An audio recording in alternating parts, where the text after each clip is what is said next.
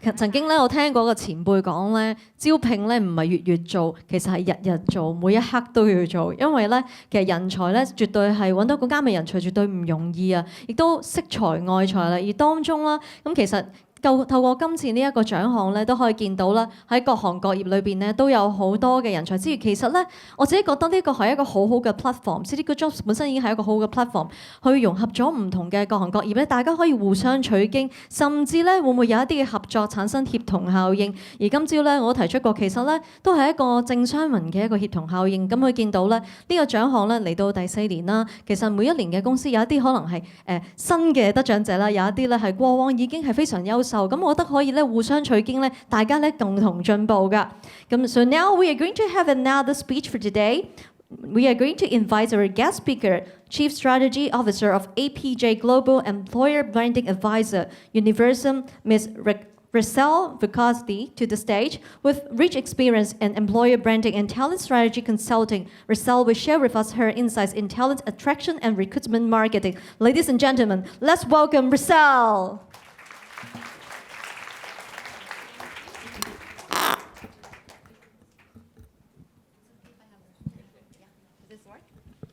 This is fine, actually. Hello, everyone. Thank you so much for having me. And it's a great honor to be here today. Such a wonderful room full of wonderful employers. So as mentioned, I have been in the employer branding industry for 16 years, 15 of which with Universum. So this year is my 15th year with Universum. And in 2006, I realized the importance that Asia would have in the war for talent. So I was able to convince the board to open our Universum Asian headquarters first in China, and then open offices in India, and then finally take them to Singapore in 2011, where we could then expand and support organizations across Southeast Asia, and that's where I've been living for the past 10 years. I think this is a really interesting time to be talking about this. There is a lot that is changing. I know many of you just now started getting used to the millennials, and right as you are getting more comfortable with them, the Generation Z is rising. And let me tell you, if you think the millennials brought about a major revolution, which they did, Gen Z are about to bring up a complete different one. So there's a lot of things that organizations need to think about when it comes to their need for talent, when it comes to the way they want to shape their business going forward. And it's going to be about a lot more than just recruitment. So why is it that companies today are using storytelling as a way to actually engage the right talent? So I will talk about the importance of really focusing on talent, the changes that this new generation is going to bring about, and how really approaching recruitment more as you would dating, as opposed to hiring, is really the key for success going forward. So we all know, and this is something that now we've been talking about for years, and this is why you're all here, but we know that over the years, the source of corporate value creation has changed. So only 20 years ago, when you asked companies or CEOs, where do you think the value of your business comes from? They would tell you it comes from the things that we have, from the money that we generate, from the assets that we owned. Very few of them would actually tell you that it had anything to do with people. And for those of you in the room who, like me, are Gen Xers or baby boomers, will remember very clearly how it was when we entered the workforce. We wouldn't choose a job based on whether our boss was going to be nice or not, whether we would be able to bring our dog to work or have time for yoga. I mean, we would choose a job based on, how prestigious it was and how much money it would pay us, because a job was fundamentally something you had to suffer through. There was very little appreciation for talent. Now, obviously, wherever we turn, you hear CEOs, you hear companies saying success in business is all about the people. You don't actually build a business, you build the people, and the people build the business. People are the most important asset. So obviously there's been a significant mind shift over the last 20 years, where now the focus of organizations is really on recruiting and developing talent.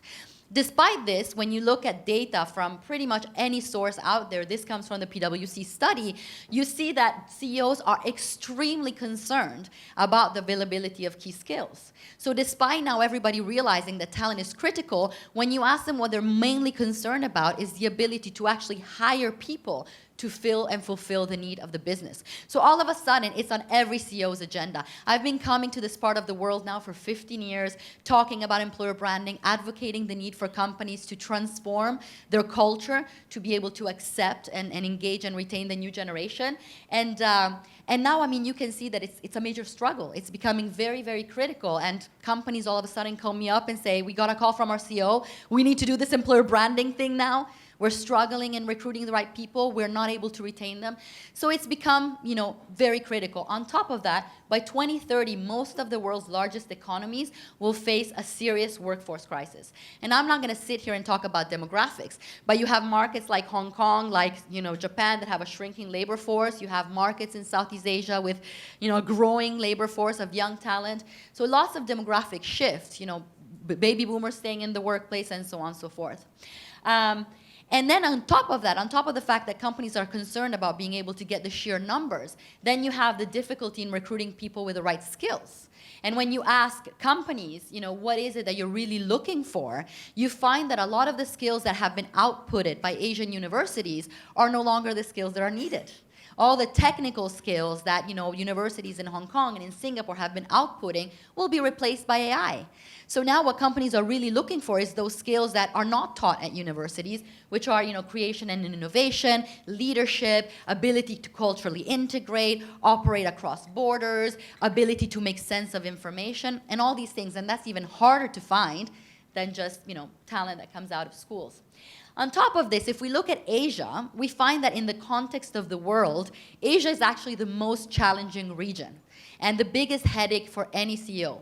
And the reason for that, and this is again coming from the PwC study, is that when they ask CEOs, what is the number one thing that you believe will be a huge threat to your business success going forward, Asia is the one region where the availability of key skills is number one. If you look at the other regions, you have, cyber threats, you have populism, you have, cybersecurity issues, but in Asia in particular, the availability of key skills is what CEOs believe is going to end up damaging their business or is the biggest threat to their business going forward. You probably have noticed a rise in the agenda when it comes to, the need to actually attract the right people. On top of that, you have what I call life careerism. And I've written a lot of articles about this.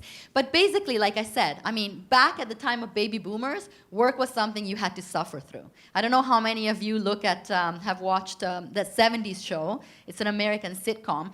But there's a scene where, the father gets upset at his son back in the 70s because the son is complaining about work. And he said, work is not supposed to be fun. Work is about seeing how much crap you can take from your boss and then take some more. And that was the mentality of work back in the 70s, right? So, if you liked your job, you had a hobby. You didn't have a job. And now, the millennials rose up. And this is actually kind of the intro. I'm in the process of writing a book about this that will be published by McGraw-Hill in a few months. But millennials did something very significant. And they're very important in the world because they forced people to recognize that young people are worth listening to. That young people have good things to say. I come from Italy. We have and still have no appreciation for young talent. The belief is that if you're young, you have nothing worth listening to, nothing worth saying until you've been indoctrinated by older people long enough, and then maybe you can start, having something to say. Millennials rose up as a generation and said, okay, no more. And they proved, through Google, through many of these startups, that young people have interesting things to say, that they can start businesses, that they can solve world problems. And so all of a sudden they said, you know what? I watched my parents divorce because my father was never around. I saw my father wither because he spent his whole life doing something he hated. I saw that, they put aside the chance of traveling until retirement. And then in 2008, banking crisis, lost everything, lost money and any chance to see the world. This is not how it's going to happen. We want to live while we're alive. So right now, what we want work to be part of who we are and not just a way to make a living. I want to live now. I want to work in a place that recognizes me for me, that appreciates who I am. And so this led to the rise of careerists. So I've been looking at data from Hong Kong since, the late 90s. And when you look at Hong Kong historically, for example, let's go back to just 2011. It's close enough. So when I looked at data from 2011, the majority of the talent pool externally in Hong Kong was careerists. Careerists are the baby boomers by definition, right? The people that join an organization, follow the rule, climb the ladder, follow the rule, climb the ladder until they get to a top position, leadership position. And then you had some hunters. So hunters were the ones in banking, interested in commission-only schemes and really chasing the money, so the mercenaries of the workplace. And leaders were always difficult to find. And that was it. But since the millennials rose and said, well, work all of a sudden needs to be more than just a job, you see the life of many other career profiles. So in Hong Kong, the fastest growing is harmonizers. So harmonizers are students who want a well-balanced management philosophy, who want to work for an organization where they have work-life balance, where they have good team interactions, where they can bring themselves to work. If you think about the percentage, in Hong Kong, the careerists, just a few years ago, used to make up almost 90%. And now they're under 12%. And everything else is harmonizers, idealists. Idealists are people who want to change the world. And you're going to see more and more of them as the Gen Zers enter the workforce, because while millennials will be driven by the environment of an organization, Gen Zers are going to be driven exclusively by impact and purpose. So all of a sudden, students will think, well, I'm not going to join a company and spend the rest of my life doing something that's not going to contribute to anything. So unless as an organization you stand behind a purpose that I can feel proud of and I can dedicate my time towards that, they're probably not going to look at joining you. So for a market like Hong Kong, where banks, multinational companies have had their pick for top talent over the last few years, things are changing very rapidly. And if you look at Hong Kong Gen Xers, their main career fear, Gen Zers. So Gen Zers, these were kids between 15 and 19 last year. So they're the ones that you're about to be dealing with as you recruit on campus. They said that actually their biggest fear when it came to their job was not making money, was not being trained, was not being good enough or getting fired, was actually not finding a job that is aligned with their personality. So very, very different. I remember when I graduated from university, I was given a book by my career services. I graduated in the US, that actually told me what questions companies would ask me and what I was expected to answer. So think about how ungenuine it was that companies would actually hire people based on their ability to memorize the answers that they were expected to say. And if I asked, how many vacation days am I going to get? My family lives in Asia. It's important to me to see them. You're lazy. You're not going to get the job. So never ask that question. So things changed, very significantly, and Hong Kong is one of the markets that's been the most impacted by this. So I don't know how many here with you have worked with Universum over the years, but this is a framework that I had actually developed with PhDs and academics when I was running research in Universum about 13 years ago, which is the drivers of employer attractiveness. So what Universum does every year, we survey about 1 million students across the world, and we ask them basically, based on this framework, what are the things that are most important to you when you think about your future employer, and also what are the things that you associate with specific organizations, right? So if you look at it, you have 4 buckets or drivers, right? One of them is reputation and image, and this is pretty much the brand. So this is what, us Gen Xers would have called the brand. Attractive, exciting products, market success, financial strength, these kind of things. Then you have remuneration and advancement opportunity. So pretty much what's in it for them if they join you. Money, compensation, bonus. And then you have the intrinsic things, right? So all these things can be somewhat covered by your consumer brand, but the intrinsic aspect is what your soul of the organization is, what you can actually deliver from an intrinsic perspective. So people and culture, what kind of environment can you offer someone who joins your organization? What's your culture like? Are the people friendly? Are the leaders supportive? And then the characteristics of the job. What are they actually going to be doing? So what we do is we show students these framework, and then we ask them, if you were to describe your ideal employer in 10 attributes, based on this, where 10 of them are exclusively about money and promotion, what would your ideal employer look like? So for Hong Kong, this was what it looked like last year. So the number one most important thing for students in Hong Kong is the professional training and development, almost equal to friendly working environment. In the past, this used to be leadership opportunities, money, advancement, base salary, competitive base salary. And the interesting thing is, if you look at it, you don't even see salary up there. You have opportunity for future financial growth, But, see, you have their high future earnings, but you don't have anything that states that how much money I'm going to make from this company today is actually going to impact my decision. Money is kind of taken for granted, and frankly, they would much rather give up $20,000 or $10,000 or whatever in favor of a better working environment, managers who support them, a place where they can be themselves, where they can do work that they believe in, and so on and so forth. So what you see here, that when it comes to the remuneration aspects, it's just the fact that they want to make sure that whatever they do helps them in their future career, that they have a clear path for advancement. So this is a generation that, yes, they want to create their own career path, but they also want to make sure that, you give them some level of insight into what it could look like if they stay long enough with you. And then they want to know that by working with you, they're going to have good financial prospects in the future. But everything else, if you look at it, is predominantly around the culture, the people, the training. The security is a really big aspect for them as well. Creative and dynamic environment, flexible working conditions. And these are things that your consumer brand cannot address. The consumer brand can address, who you are as an organization, what kind of products you deliver, whether your products are attractive or not, whether you have strong, financial strength. It maybe can address whether you're an innovative organization, but it's never going to be able to address who you are as a company and what your soul is really like. And this is where employer branding comes in.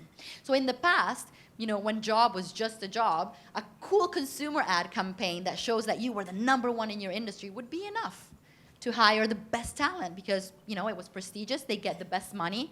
But now that doesn't attract people anymore. And people don't choose companies anymore based on how strong they are from an industry perspective. They even choose products. Even the way they choose products have changed. You guys probably heard about ethical consumerism, which basically says, as a young talent, as a young person, I am much more likely to change the world through the products I buy than the people I vote for. So I can change the world if I boycott a brand because that brand treats its people with disrespect. So these are the kind of things you need to start thinking about.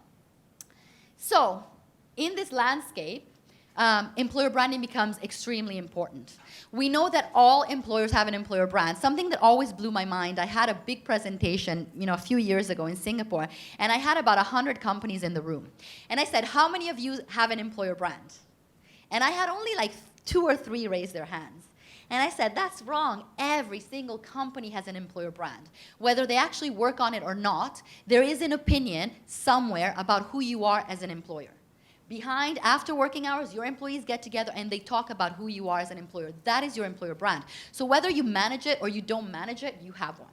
So you might as well just manage it. The brand obviously has an internal and external perspective. Is what is your reality? How are you really with your employees? But then also, how do you communicate it externally? And is it attractive enough to the people you are recruiting? The core of the brand we know is the employer value proposition. So the best way to describe what an employer value proposition is, it's your soul. If a company was a person, your EVP would be your personality, would be your values, would be what you really stand for, what people have to gain by being your friend. In this case, what people have to gain by being your employee. And an effective strategy, of course, needs very solid foundation, which is the reason why it's important to have an EVP that it's based on very strong and solid foundation. So employer branding is important. 75%. This is basically how many candidates. This shows that 75% of talent may be turned off by you before they even meet you, based on the fact that you have a weak employer brand. It hurts you after you made an offer, because people all of a sudden realize that you're not what you were promising, and so that has a really negative ripple effect on your brand. And here the number of professionals that are actually focusing on it. So the problem is, in a world like today, so when I started working with employer branding, I remember I helped Ernst & Young in the US launch their very first Facebook campaign. I think this was like in the late 2008 or something like that, 2007. And I remember that there were a lot of lawyers involved. They had a lot of they were really concerned about what they were going to put out, but they decided to do it. They said, this is a new platform, let's do it. So they pushed out the content on Facebook. And it's funny because the story goes that the first post that was posted on their page was from an ex-employee that says, don't go to EY, they will work you to death, go to PwC instead. And the lawyers were like, I told you. So it was like a big drama. What are we going to do? Are we going to keep it? Are we going to delete it? And then they make the wise decision to say, if this is a new platform, we'll be true to ourselves. They responded. They addressed, publicly the comment. And that year, EY became one of the hottest brands. Why? Because they showed that they could communicate at the same level. Back then, there were less than 7 companies globally that had a career Facebook page. Today, there is hundreds of thousands of them. So obviously it's becoming really, really difficult to break through the noise. Career decisions are pragmatic and made more with a head than with a heart, so they really want to know what it is. And also you see that, employer branding is really about, selling a truth and telling stories. So the way to cut through the noise is to really be authentic and really go out and tell people who you are. So how do you build a strong employer brand through online? I kind of simplified it. I'm going to put it to you in steps so that you can kind of check off the list and see what it is that you have been working towards. But the first step, of course, is you need to set your unique selling points. What is the few things that if I was to shake your ideal candidate in the middle of the night and say, what do you think about this company as an employer? What are the things that you really want them to say? What do you stand for? Once you have identified what those values are, and they need to be aligned with what are your current strengths internally, currently?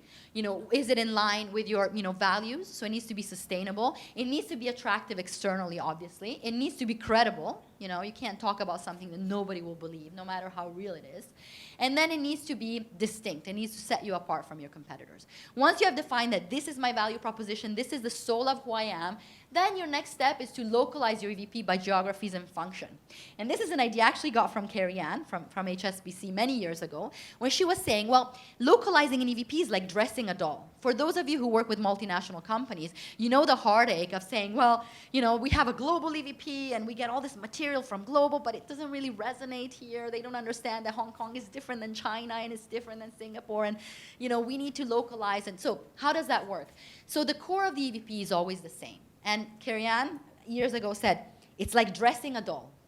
Imagine printing a naked version of a doll and sending it out to every country, right? The outline of the doll is the same, but the way you dress that doll, the things that that doll, says, or the way that you make that doll look, that is going to be, aligned with who you are as an organization, right? Or what is it that resonates within that market? So obviously, innovation can be the same across the world. Great culture, great environment, whatever EVP theme you have can stay the same. It can be consistent globally. But the way you describe innovation to someone who works in a back office in India is probably different than somebody that works on a big engineering project. It's probably different. Diversity means different things in different countries. And furthermore, you also have to localize your EVP to the functions that you wish to recruit. So talking about innovation, at Shell, for example, if you work for in the marketing team, it's very different than if you go to Palau Bukom and you talk to people who work in refineries. I mean, the meaning of innovation or teamwork or environment is very different. So localizing that message so that it resonates with the people who actually receive it is the key to positioning yourself.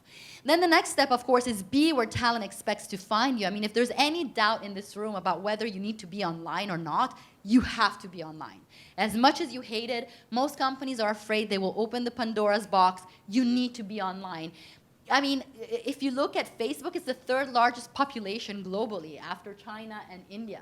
So that's where most people are, and that's where most people expect to find you. 85% of talent is open to the idea of being contacted on social media by employers regarding work opportunities. But furthermore, they're expecting to read about you, to find out about you. They're looking for information about opportunities, about your culture, about who you are as an organization. And here you can see some stats about how much time talent spends on social media. But obviously it's not an option for you not to be there. So right now, when I talk to companies, the majority of their recruitment strategy is actually online. And then they say, and then we need to align our offline with the online. So make sure that everything is aligned. So we have an offline communication strategy that's fully aligned with our online communication strategy. But the reality is, when you go to campuses, you can only go there at certain days of the year, and you can only go there when everyone else is there. And students by that time have already made up their mind. And if they are not considering you, they're not going to change their mind just because you're on campus. But building that relationship with them over social media, telling stories of who you are, and making sure that they see that content in a non-threatening way is a way to kind of build that relationship. And then you have to tell a story. Nobody wants to hear how much product you sell, how strong you are, how good your financials were, how many people you've hired, how many people they retained. They want to hear stories of people that look like them. So it's all about storytelling. You find out that externally people don't want to join your organization because they don't think that you have inspiring leaders who support their development and drive innovation.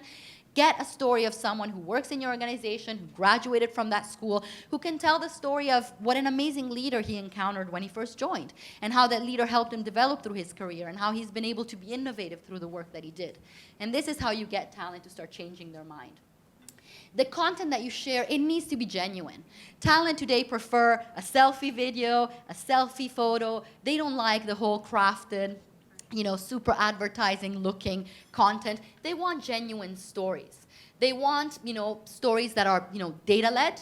So you want to base them on data. If you know that talent externally want to hear this, and this is something you can deliver on, tell that story. They need to be human. They need to show people, for who they are. You don't want to show corporate robots. Nobody's attracted to that anymore. And you need to be purposeful. You need to know the story that you're pushing out, what exactly do you want it to do? Do you want it to serve a strategic purpose? Do you want them to make talent think of you as an innovative employer with inspiring leadership and great training? Or do you want to, drive traffic to your website? Depending on whether your need is strategic or tactical, you're going to need to kind of tweak and communicate things differently. And then, of course, you need to target content strategically. Like I said, some content you may want to use to develop awareness. You may find, for example, that although students are attracted or familiar with your consumer brand, they really don't understand who you are as an employer. That's where you need to build awareness. So the content that you push out to build awareness is going to be different. You're going to have a much wider net. You're going to make sure that you actually talk more about who you are and the fact that you even exist, and so on and so forth. If what you want to do is drive consideration, then all of a sudden you need to make talent aware of the fact that you're recruiting people like them. Hey, have you ever thought about, joining a bank as a technology major? Because we're on our way to digitalization. You may have not thought that. But here's a story of people with fantastic technical degrees that are transforming the bank entirely. And they're changing banks from being banks to being technology companies. And you target technology talent, and all of a sudden, talent that would have never thought about joining a bank starts to consider you.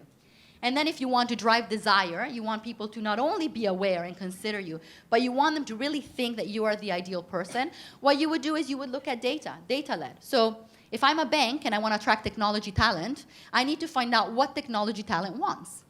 What do they want out of their employer? Why would they never want to work with me? Because they think that I'm not innovative, because they think that they would only have, they wouldn't have the support, they wouldn't have inspiring colleagues. Well, let me tell that story then. And so what you do is you put out stories of who you really are, and when they read that content, they realize that, wow, not only this company exists and hires talent like me, but on top of that, the things that they're talking about, they're very much in line with what I need, with what I want. So perhaps this company is an ideal employer that I should consider. And if they're not, it's okay. They self-opt out. And then, they go somewhere else. But they will recognize that you're a company that's focused on people. And then, of course, if you want them to apply, then you're going to have calls to action. But fundamentally, it's almost like dating, right? If you put on a dating site, right, that you are, fun and attractive, and you just put some, general highlights, you're probably going to get a lot of people trying to go out with you, right? But if you sit down and you build a profile where you say, this is who I am, this is what I stand for, these are my pluses and these are my minuses, and you really are honest about who you are, you're probably going to have less people wanting to go out. But the ones who will are the ones who are going to want to stay. And employer branding is the same. Companies come to me and they said, oh my God, by doing this, we're going to get thousands of applications of people we don't want. And I said, absolutely not. If that happens, you're not doing employer branding right. Because if the content that you put out is true and is real, what you're going to do is everybody's going to encounter you. Everybody's going to recognize that you're great and people-focused. But people who don't relate with the story you're telling, they're just going to, get out of your process.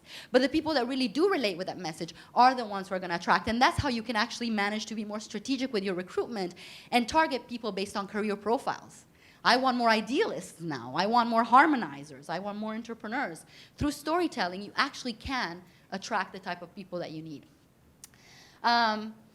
And then, of course, you need to have a different approach for each social media channel. And I mentioned that you guys can get this presentation afterwards, so don't worry, I'll make sure you guys receive it, so no need to take notes. But when you think about how to use the different social media channels, every social media channel has a different purpose. So when you look at LinkedIn, for example, it's the professional side of your brand. It's very important for inbound talent, but it's very transactional. It's the Tinder of dating sites. I am available for a job. Let's see if somebody else has a job to offer, right? When it comes to Facebook, that is still the king of platforms because it shows the soft sides of your brand. It's best for community building. It gives people an opportunity to read stories about you that are relevant to them with no pressure, and that's how they get to know you. Instagram, for example, is the aesthetic side of your brand. YouTube obviously has its own benefits and can push out a lot of information, like Twitter. So it's important that you understand, how do you repurpose the content to make sure that you actually are attracting the right people with the messages that you put out. And then finally, you have to measure. So if you're not measuring the impact of what you're doing, you may as well not do it. You push out a piece of content, you push out a post on Facebook, you need to know exactly what you want to accomplish. What is your expectation? That all of a sudden, as a result of this campaign, you're going to be associated at least 20% more with innovation, at least 30% more with friendly working environment. You're going to get at least 30% more technology talent to actually be aware of you and consider you. You need to put all those metrics, and then you need to target those metrics. Otherwise, you're never going to know. And the beauty of social media is you can't target everything. You can't measure everything. So it's really important that you decide what you want that message to yield to. Should it be strategic? Then it's going to have an impact on how we're perceived externally.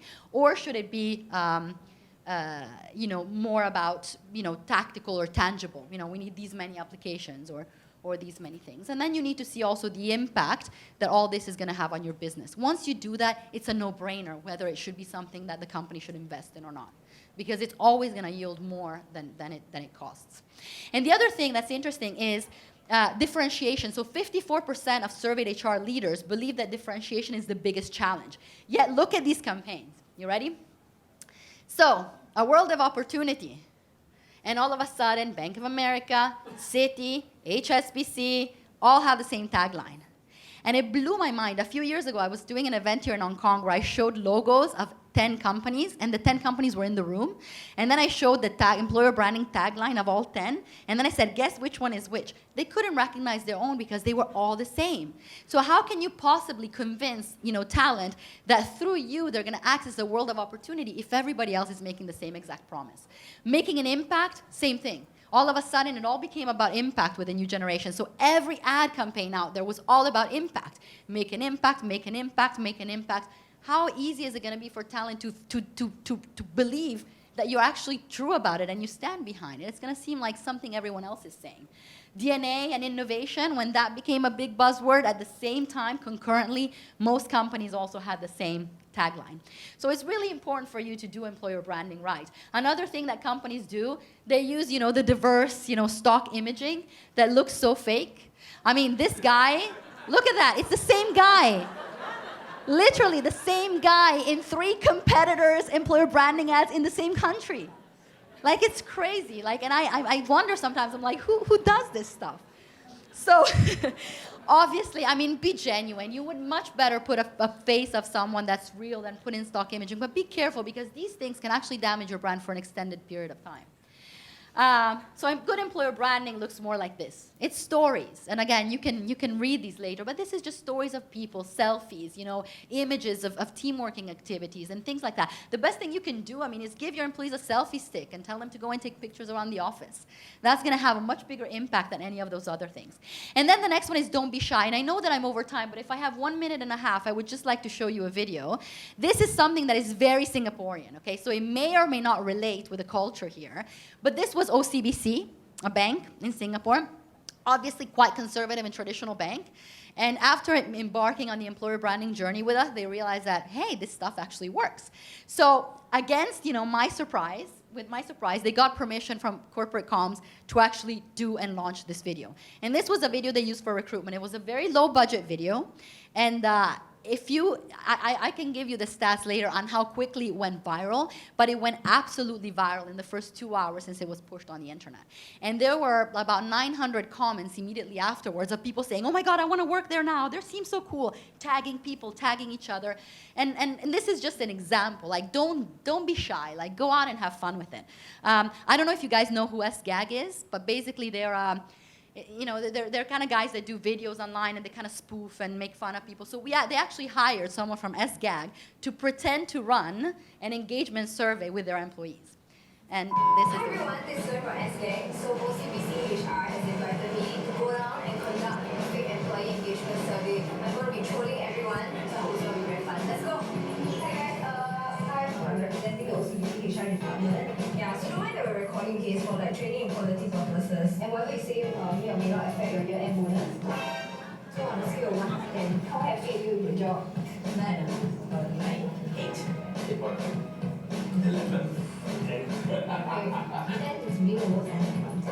10 is being the most unhappy. Yeah, but it's okay. I'm glad you're honest. 10 being the most unhappy. So I think 69. I'm super happy. I love OCDC. 69 upon 10. Yes. Sorry, it's the GCAT lucky number with So 69 is the lucky number It here. is auspicious. So do you guys OT a lot? Yes. From time to time, yes. Usually 3-4 times a week. It's quite inefficient. Inefficient. So you do your right. Don't manage the time well and hence OT a lot. Yeah, okay, great. So what do you guys do around here? So over here, I call myself the Tinder for startups. I bring startups to the bank. I'm actually in marketing department. I'm in a project. I head up the artificial intelligence lab. And I encourage the banks, the business unit to swipe right and go out on dates with the startup. So that's what I do. Oh, sorry, you finished already, right? Internal stakeholders to external stakeholders, even my day-to-day role at Singapore Fintech Festivals, ad hoc projects. Okay, it's okay. You have to show off this time. So what do you like best about working at OCBC?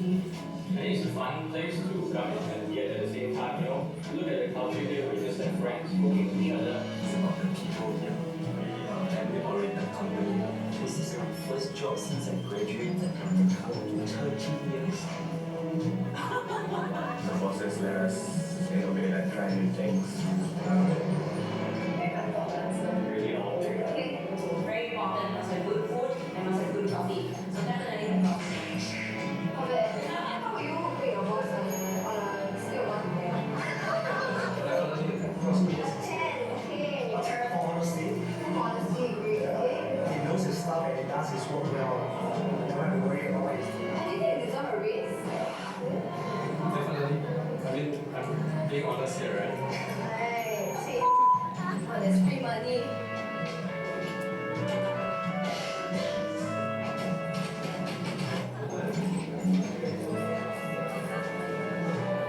Okay, so last question. Maybe you can let me know what you think can be improved around here. Maybe the way engagement surveys are being done. Yeah.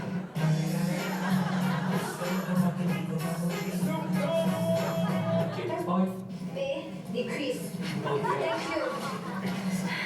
So anyways, I mean, again, very Singaporean, but as you can see, I mean, this is not the typical thing that you would expect from a bank. So, again, just to summarize, remember that it's all about, getting them and getting talent to know you. And from the other side as well. So if you put out who you are, and if you, follow these 10 steps, always understand your target group. Decide what you want to talk about. Choose your channels. Create content that aligns with these channels and target talent strategically. And then you set your unique selling points. You build messages and themes or campaigns. Source great stories. Craft each post carefully. And finally, you measure, measure, measure. You're bound to be successful. But it's not something that organizations can put up anymore. And if you have doubts about why you should do this, this is actually stats. It had, employer branding, companies focused on employer branding had 50% savings in cost per hire that are associated with a strong employer brand, 2.4 times revenue growth, almost 2 times profit margin increase, 28 lower turnover rate, and also cutting by significantly the cost of hire because people will join you not for how much you pay them, but for the kind of company you are. And as Sir Terry Lee said, your employer brand is not what you say it is what people tell you it is. So make sure that you are aware of what people are saying about you when you're not in the room. Thank you so much. Thank you for insightful sharing. Please remain on stage. Please remain on stage. In order to show our, please remain on stage. In order to show our appreciation, I would like to invite Wilson to come to the stage to present the souvenir to Rachele. Once again, big hands to her.